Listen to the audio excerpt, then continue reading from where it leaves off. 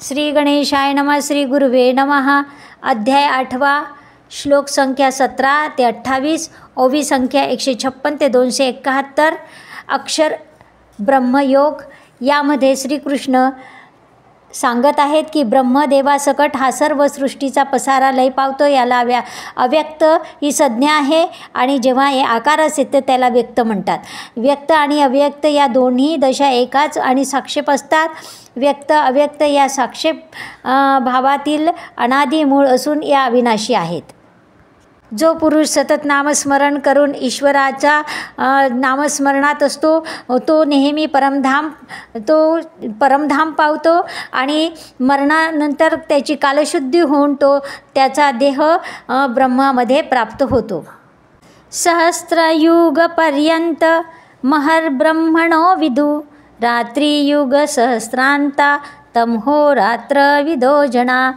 जय चौकडिया सहस्र जाये ते ठाये ठाओ वेळीची होये आणि तैसेची सहस्रवरी ये पाहे रात्री जेथ एवढे हो रात्र जेथीचे ते तेनेन लोटती जे भाग्याचे दिखती ते स्वर्गीचे चिरंजीव.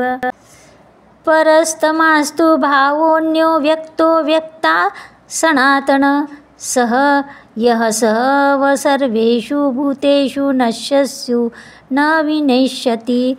येथ समविषम न दिसे काही म्हणून भूते हे भाष नाही.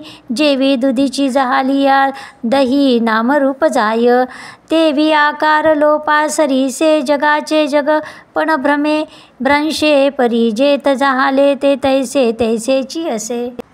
हे त्रैलोक्यची पुरुषोत्तमो ऐसा साच जयाचा मनोधर्मो तया आसक्तीचा आश्रमो पांडवागा.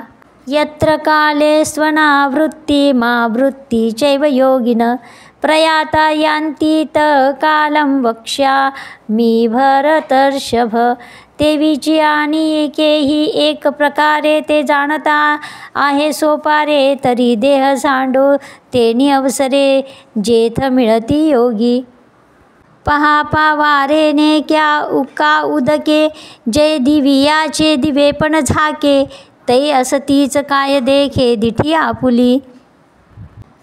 शुक्ल कृष्ण गतिभ्यो ते जगत शाश्वते मते एकया यात्यनावृत्ती मन्यया वर्तते पुनः एशियाना दिया दोन्ही वाटा एकी उजू एकी अभाटा म्हणून बुद्धिपूर्वक सुभद्रा दाविलिया तुझ काजे मार्ग देखावे साचल टीके बोळ खावे हिताहित जाणावे हिताची लागी.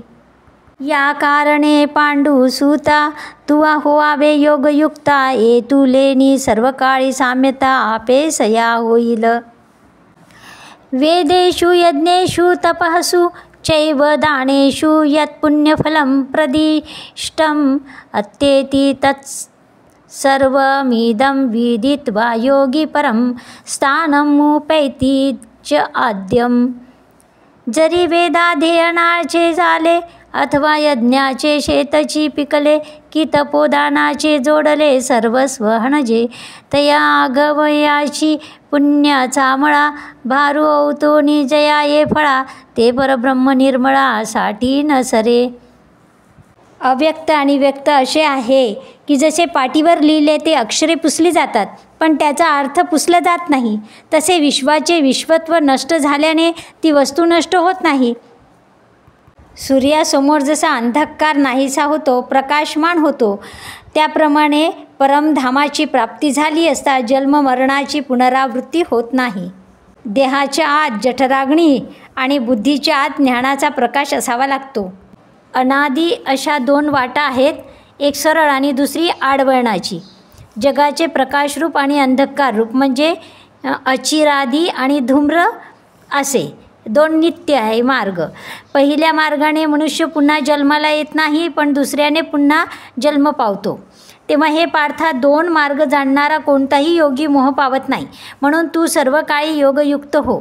देह असो वा देह जाओ आम्ही तर केवळ ब्रह्मरूपच आहोत असा ज्याचा जिवंतपणीच निश्चय झालेला असतो त्याला कोणत्याही मार्गाने कुठेही जाण्याची गरज नाही. देह असताना तो विधेयी अवस्थेत पोचलेला असतो. आपण भगवंत रूप आहोत याची ज्याला सदैव जाणीव असते त्याला जाणे येणे संभवत नाही.